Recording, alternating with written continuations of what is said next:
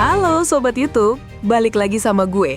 Kali ini kita mau bahas momen yang lagi trending banget dari Tokyo.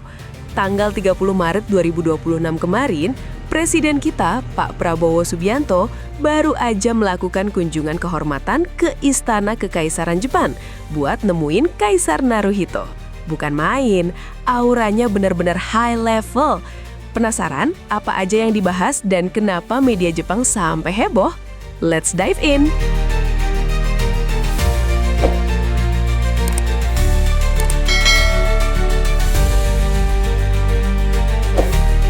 Pertama, kita bahas momen ikonik di Istana Kekaisaran, The Vibe Check. Pertemuan ini bukan sekedar salaman biasa guys. Pak Prabowo disambut langsung di Imperial Palace, Tokyo. Suasananya formal tapi kelihatan anget banget. Pak Prabowo tampil dengan setelan jas hitam plus peci hitam yang jadi ciri khasnya.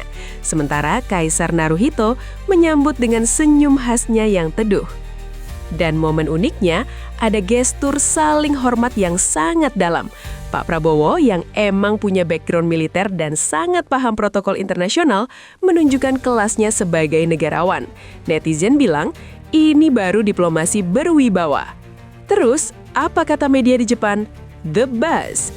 Jangan salah guys, media-media raksasa Jepang kayak NHK, Asahi Shimbun, sampai The Japan Times gak mau ketinggalan. Media Jepang menyoroti Prabowo sebagai sosok pemimpin kuat dari Asia Tenggara. Beberapa poin yang di-highlight media Jepang diantaranya, 1.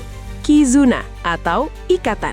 Media di sana menyebut kunjungan ini memperkuat kizuna atau ikatan batin antara Indonesia dan Jepang yang makin solid di era Prabowo.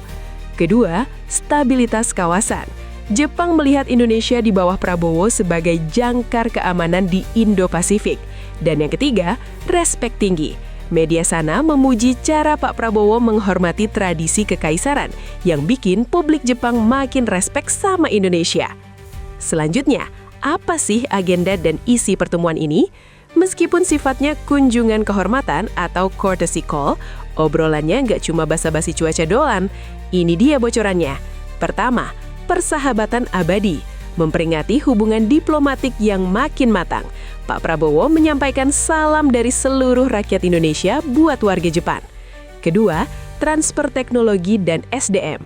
Ada pembicaraan halus soal gimana pemuda-pemuda Indonesia bisa makin banyak belajar teknologi tinggi di Jepang, dan sebaliknya investasi Jepang makin deras masuk ke IKN dan proyek strategis lainnya. Dan yang ketiga, pesan perdamaian. Keduanya sepakat kalau di tengah tensi dunia yang lagi panas, Indonesia dan Jepang harus jadi penyejuk dan penjaga perdamaian di Asia. Terus, apa hasil pertemuannya? Apa untungnya buat kita?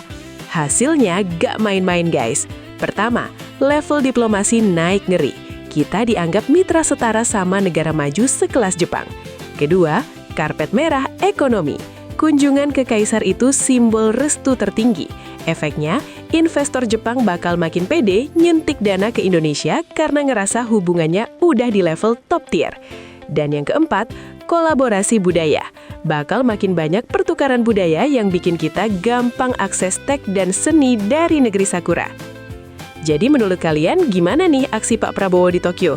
Jujur sih, ngeliat pemimpin kita disambut hormat banget di negara maju kayak Jepang itu bikin bangga ya.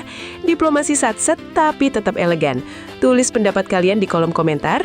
Jangan lupa like, share, dan subscribe buat update info keren lainnya. Gue cabut dulu. Arigatou gozaimasu!